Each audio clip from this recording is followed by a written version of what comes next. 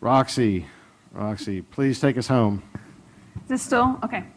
So now I'm not the last person preventing you from drinks and food. Now I'm the second to last person. So I'm in a little bit of a better position this time around. So, I mean, this to me, and given as I am an analyst trying to sort of understand the research landscape, this is like the really cool module for me because this is hearing your experiences and navigating through. So as Jeff at ShopKit said, you know, the online research was a wave and mobile is a tsunami. And then you heard Bob from Gongo say, you know, mobile is going to kick market research's ass. And sort of hearing these use cases. And what I loved, and I have to thank you for, is that you gave both the good and the bad, the pain points and the successes with leveraging mobile. And that, for example, for mobile qual, it's a great tool. It's not the holy grail, but it's a great tool, and it's something, it takes a long time to go through it, to work through it. You have to get your, as it was said, your sort of control freak on to really sort of get it going. You see the beauty of gamification with what Betty showed and sort of how you can get consumers to really give us the information that we're wanting to get from in a different way than what we've been sort of trained with. So I want to hear from you guys, you know, what is the big aha that you got out of these sessions? What was, whether it's a positive or a negative with respect to this, what are you going to take back to your desk on Friday, for example, from this conference and run with it? Hello. Yeah, I thought the client-side comments were quite frank and very transparent. And I think, yeah, that to me was a key takeaway, just kind of how they expect to be spoken to and just kind of really wanting people that take apart their problem from beginning to end, and not, you know, not just in it for the sales and not be too salesy and talk about all the other stuff that they can sell to you. But yeah, I thought that was very interesting. I think also that these are challenges, but you need to push through them, and that they're processes that you need to go through. So not step back and say, we can't do them. It's just, that's irrelevant. It's just not even an issue. That's where consumers are. That's where your respondents are. So mobile qual, you got to figure out how to get there, and you got to figure out how to do it in a cost-effective way. So it might not be everything that you thought it would be, but a portion of it. So let me just ask you, if you mind, if I can ask you, what would be the one or two steps that one would need to execute to get this going in the right direction? Well, I was thinking about that woman's question about the 800, you know, videos that she has and 800 photos. So, and tips for collecting it. So my first thought about that was, okay, you need to step back and think about your research design. I mean, I know that's not help now, but make sure that you use different projective techniques, different tools. Can you use a collage for something? Can you use photo sorts? Don't always rely on the photo or the video, as evocative as they might be. It's just going to kill you at the end. So you have to think about your process as well, because it's going to go back to what your client is saying is, don't answer my question. Don't just give me the cool stuff. I know we want the cool stuff, but it's really going to hurt you in the end, and you're not going to be able to do this, and you're going to fatigue your respondent, and you're going to fatigue your team. So I would say really, really, really think about your design. And personally, at this point for mobile and qual, I feel like, I think it was someone who said it before, combine it with something else. I really believe in sort of a hybrid approach, so that you can, so whatever you collect, you can have a human being on the other end. You can have some sort of face-to-face engagement, even if it's digital face-to-face. I just don't personally feel like mobile through respondents solely is there yet. They're not, they don't have the observational skills, they don't have the creative skills. It might happen in a couple of years, and I hope it does, but they're not there now. So I would say really think about your design and see if you can have modules, if you can, different modalities. Okay. You have a point there? Yeah, so I agree with Eliza most of the time. I think market research will have to change to catch up with mobile and not the other way around, is what I'm taking mostly from the conference. And from the manufacturer side, we have to kind of step back and really prioritize our spending, because there are so much fragmented offerings out there, is what I was thinking through my mind, that now we really have to prioritize in terms of what to go and do for a specific brand or specific type of offerings that everyone has here in the whole mobile world. I see a lot of services, and as a result, a lot of dollars to be spent behind it, but we have limited dollars, as everyone knows. So that is another thing that I'll have to go back and prioritize in terms of what kind of services to address. Yeah.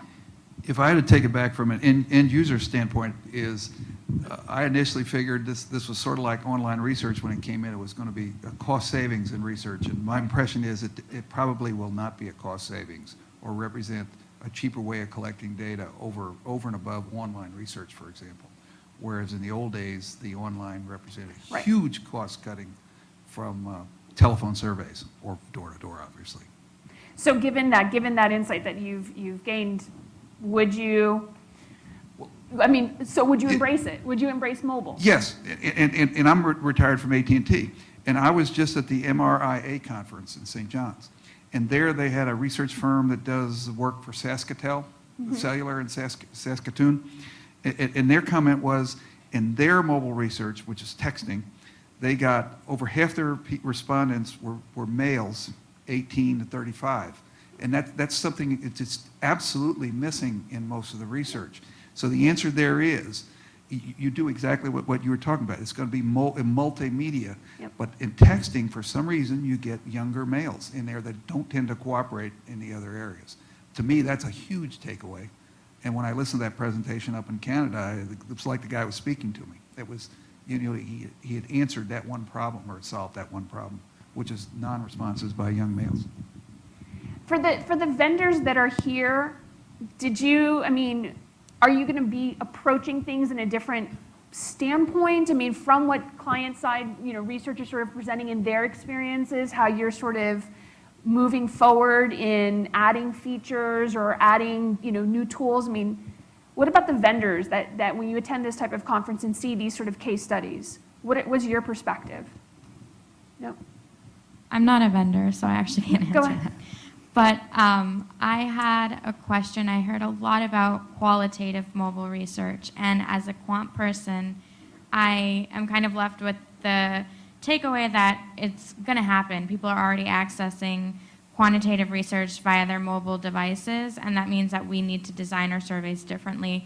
And I'm not really sure what that means for online design, and if that is just no longer going to be something we can do, and if we have to completely move away from that, and if that's the case, how do we tell people that we've been working with and people who are wedded to the 25-minute or 20-minute online surveys, like how do we get them that same depth of information from the mobile platform? And I haven't seen the answer to that yet. I think maybe tomorrow there might be some more specific quant sessions, but that's kind of something that I'm still looking for answers to. Right. I mean, you've seen cases with, so for example, what Bob presented in terms of, and this is sort of a little bit of in terms of doing shorter surveys and doing a sort of data fusion analytic process where, it's short 5-10 minute suite surveys, but they total out to being what the original 20-minute or 30-minute survey was, and it's sort of bridging it all together, but we're not taxing people, we're not giving them this, atrociously long survey with big grids on this small little device. And that's something in the works right now. I mean, that's where they're currently in the process of doing our, research on research with respects to it. Right now, it's, I think we're all sort of in that mix of like, we get the importance of it, but we're trying to figure out the logistics and what are the, the pros and what are the cons to it, and what are the techniques that we can go about it. I think all of us know shorter surveys are better, all of that type of stuff, but how do we actually execute it to still get as much data as we need? But yeah, that's sort of, we're all in the same boat with respects to that when it comes to those issues. Yeah. Yeah, so Prabhat Nanasetti, Procter & Gamble. So my first takeaway is I think there's an amazing amount of talent in this space. I think I'm just in awe of every single person I talk to. So great, hats off to all of you guys. As somebody that is really looking to really move market research into this space, I think the two forces that I'm kind of facing is we're on a bent of simplification and eliminating data silos. I think that's one of our big things. When I see all the great work, what I'm sensing is more data silos, right? Like everyone's got different capabilities at different levels. You know, some people are having video problems. Some people can transcribe those videos. And so I think there's just a lot of stuff happening. And my biggest fear is that, you know, are we ever going to get out of these like pilot type executions? Like, hey, there's a cool capability. Let's try that. And then, hey, there's another cool capability. Where are the big bets that manufacturers like P&G can place? And I think that's the question that we keep trying to answer is, yeah, if we want to move the needle, is it just going to be, you know, little pieces here and there, or is there a big bet that we can place? Is there, I don't know if you're... Yeah, actually, I'll comment on that. I think that we're approaching the issue maybe backwards. To get to that place, we've got to start looking at the foundational from an IT standpoint. You know, when we're talking about big data, that's how we get rid of the silos. So right now, we're very high up, and we're talking about these discrete projects because that's the norm for us. You know, as an industry, that's how we've operated. So we've got to back up and actually look at establishing the foundation first. That's where the big data pieces fit in. And then we start plugging in. It's like, you know, Legos. And putting those in, and that's how we get rid of those data silos. So that's why earlier today we were talking about big data quite a bit this morning. Even though we didn't dive into that, some of the presentations around text analytics and social media play into that as well. So it's the spokes on the wheel. Ultimately, I think the vision for most organizations is that you know, it's just data streams. Each one is a spoke feeding into the hub. And that hub is not going to be generated by a research company. That hub is going to be a company like IBM or Google or you know, some black swans that we're not seeing yet. You know, they're the ones that are going to address those issues, and we just have to plug those in. We're still a little ways away, but we're getting there. So yeah, so it's all about building, you know, what we call the intelligent enterprise. It's getting to that point where, you know, just as Lenny said, it's all about triangulation. It's all about feeding all of that data into a central system that we're able to get that 360 view of the customer. It's the bridging of different silo departments within an organization that are working together, that we're moving from, I mean, within this industry, I mean, historically, we've sort of been the cost center to organizations.